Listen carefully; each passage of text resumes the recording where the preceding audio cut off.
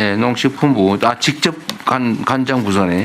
농식품부에서 보고드리겠습니다. 네. 간단히 말씀드리겠습니다. 지금 우리 부총님께서 말씀을 종합적으로 사실 해주셨는데요. 농지가 우리나라 굉장히 작은 편입니다. 다른 국가들하고 비교하면. 근데 그나마 그 작은 농지가 지속적으로 감소해서 많이 줄어들었고요. 그리고 국민들의 식생활이 많이 변했습니다. 예전에 비해서 축산물 소비가 거의 2배 정도 2000년하고 비교하면 증가했습니다. 그래서 그동안 우리 농산물이 수입이 굉장히 확대가 많이 돼 있고요. 그러면서 주요 농산물의 자급률은 하락해 왔습니다.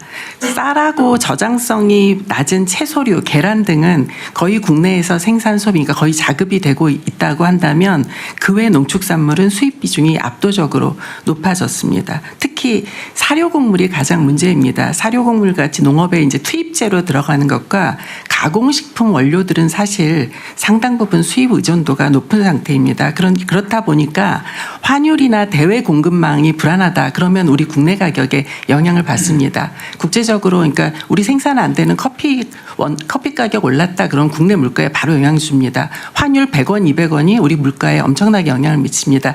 예를 들면 2000년하고 2024년까지 밀 국내 도입 가격 보시면 35.5%가 올랐습니다. 그러니까 이게 환율 영향과 국제 곡물 사이클 이런 영향 등 때문입니다. 그래서 저희는 이제 문제를 어떻게 진단하냐면 일단은 우리 국민들한테 안정적으로 농산물을 생산하고 공급하기 위해서는 일단은 우리 국내 농업의 생산성이 제고돼야 된다. 그리고 두 번째는 대위험의 완충을 해야 한다. 그리고 유통구조 개선이 필요하다. 크게 하면 이렇게 세 덩어리로 문제를 진단할 수 있다고 봅니다. 그에 따라서 앞으로 뭘 어떻게 할 것이냐 이 개선 방안 바로 말씀드리겠습니다. 첫 번째가 우리 생산성 올리는 문제입니다. 그래서 생산성 올리는 부분을 저희 한 세 덩어리로 구분을 합니다. 일단은 적은 토지지만 이거를 수급 관리를 잘해서 국민들이 많이 드시는 거를 우리 좀 생산할 수 있도록 하고 우리가 상대적으로 과잉이 되는 건 좀 줄이는 이런 방식으로 우리 수급 관리를 하자라는 것입니다. 그리고 여기에 특히 기후변화가 심해지고 있기 때문에 재해 예방 시설을 확충한다거나 우리 농가들이 생육 관리하는데 이 지원을 강화한다거나 이런 것들이 이제 정부가 좀 도와줘야 이 구조를 개선할 수 있습니다. 그리고 계절적 변동성이 심한 채소류 같은 경우에는 오히려 비축 영양을 길러서 몇 개월 보관했다가 드실 수 있도록 이렇게 비축 영양도 제고하는 작업도 해야 된다고 봅니다. 동시에 근본적으로 생산성을 높이려면 원예 축산 분야는 스마트 농업으로 완전히 전환을 하고요. 그리고 밭농업 노지에서 하는 것이 불가피한 경우에는 논농업 같은 경우에는 기계화가 다 됐지만 밭농업은 기계화율이 매우 낮습니다. 그래서 밭농업 기계화율도 지속적으로 제고해야 됩니다. 그리고 스마트팜 하면 투자비가 많이 드니까 굉장히 어렵게 생각합니다. 그래서 노지에 할 수 있는 보급형 스마트 농업 그리고 중소농도 투자할 수 있는 보급형 스마트팜을 확산하는 것이 필요합니다. 이 부분에는 사실 정부의 투자가 필요합니다. 그리고 문제는 이제 인력입니다. 우리 농가들이 고령화가 굉장히 심한 상태라서 이 고령화에 대응하는 것을 저희는 크게 두 가지 방향으로 잡습니다. 하나는 농지를 좀 집단화할 수 있도록 작은 농지들을 공동으로 운영하면서 여기에 이제 첨단 기계화라든가 이모작 등을 촉진해서 생산성을 높이는 이런 방식으로 공동영농 모델을 확대하는 방향이 하나 있고요. 또 하나는 외국인 근로자를 많이 쓸 수밖에 없는데요. 이 생산인력 지원이 불가피한데 공공형 계절 근로자 중심으로 좀 바꿔서 농가의 부담도 덜고 외국인 계절 근로자를 좀 합리적으로 운용할 수 있도록 제도를 좀 이 공공형 계절 근로자 제도를 확장해 나가자라는 것입니다.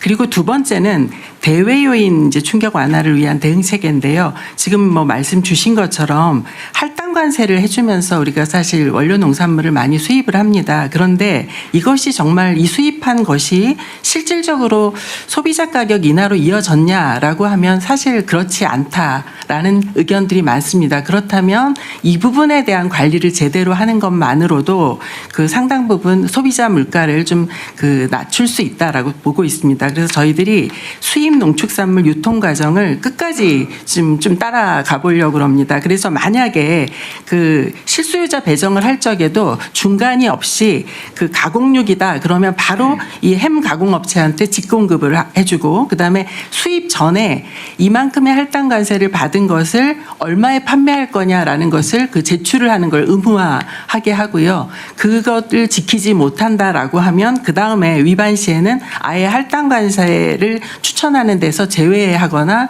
그 취소시켜버리는 뭐 이제 이런 방식으로 저희가 좀 운영을 해보면 어떨까 제안 드립니다. 그리고 그 환율이나 이제 국제 곡물 가격은 이게 우리가 어쩔 수 없는 또 저 농업 부문으로서는 대외 요인이라요. 이 부분 경우에는 우리 농가들 입장에서도 비료나 사료 가격의 급등락이 엄청 심합니다. 그래서 이 부분은 필수 투입제 가격에 대해서는 단계별로 위기 대응 매뉴얼을 갖추고 정부가 일정 부분 그 한도가 넘어서는 거에 대해서는 좀 지원해 줄 수 있는 이런 시스템도 필요하다라고 봅니다.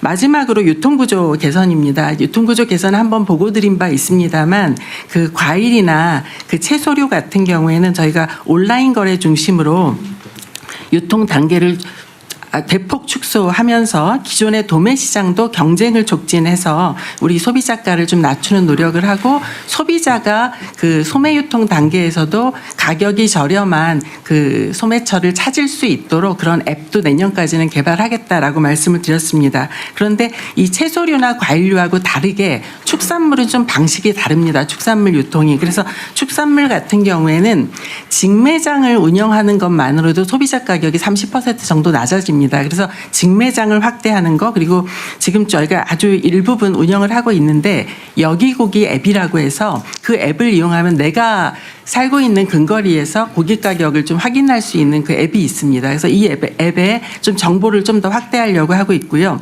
한우 같은 경우에는 사료비가 차지하는 비중이 굉장히 큽니다. 그래서 결국은 비육 기간을 한 달, 두 달 줄이는 것이 가격을 낮추는 데 기여할 수 있기 때문에 한우 사육 기간을 단축시키는 작업도 동시에 진행하도록 하겠습니다. 그래서 소비자 가격을 낮추려고 하고요. 그다음에 이제 좀 돼지고기 달걀이 또 다 다릅니다. 특히 이제 달걀 같은 것이 그동안은 생산자가 가격을 결정하는 시스템이었습니다. 그래서 시장 상황을 좀 반영을 해야 되는데 그게 여의치 않았습니다. 그래서 이번에 저희가 9월 23일부터 그 시장 수요를 반영해서 가격 책정을 하는 구조로 바꾸어서 운영하고 있다라는 말씀을 드리겠습니다. 그래서 그 돼지고기도 마찬가지고 우유 같은 경우에는 아까 공정위에서 위원장님 말씀 주셨는데 우유는 전 세계가 똑같이 생산자하고 그 유업체가 협상회에서 가격 결정을 합니다. 그래서 그 부분도 저희가 그 소비 여건을 좀 반영할 수 이전에는 생산비만 반영을 해서 가격 결정이 됐는데 소비 여건을 반영하는 구조로 그 바꾸어 가고 있습니다. 네, 이상입니다. 그 농수산물 유통구조 개혁 사업은 네, 예. 하고 있는 거죠? 바로 시작했습니다. 예. 그 효과가 언제쯤 나타날까요? 제 생각에는 내년부터는 좀 체감하실 수 있지 않을까라고 그래요? 생각하고 있습니다. 그 보통 예. 쉬운 일은 아닌데. 네, 근데 우리 뭐 저희 가락시장에 우리 도매 법인들하고도 이야기를 했고 그들도 좀 동의하시는 대목이 있고요. 그래서 어떤 분은 제가 이번 주 일요일 날 장에 갔더니 대통령님 말씀하셔서 그랬는지 요새 되게 채소류 과일 가격이 안정됐다라는 이야기를 설마 저한테 그럴 리가. 해주셔가지고 사실 근데 채소류하고 과일 가격이 그 작년하고 재작년에 비교하면 지금 굉장히 안정적입니다, 실은. 그 어쨌든 중간 유통상들 횡포가 또는 폭리가 꽤 문제라고는 해요. 네. 예, 어쨌든 그에 대한 경고도 엄미하고 또 그때 얘기했던 대로 독점하고 있는 문제는 시정을 좀 해야 될 텐데 하여튼 실질적인 효과가 좀 있기를 바라고요. 예. 자, 다시 1페이지로 되돌아가서 아까 그 누적 물가 상승률 표를 보면 제가 계속 그 바나나 가격 얘기를 하는 이유가 사실 이건데 야 보세요. 예를 들면 외부 요인 때문이다. 아까 그렇게 얘기를 했는데 생활 물가도 우리나라 수입 재료는 다 수입을 하는 경우가 많기 때문에 다른 생활 물가도 마찬가지로 환율 때문에 영향을 받겠죠.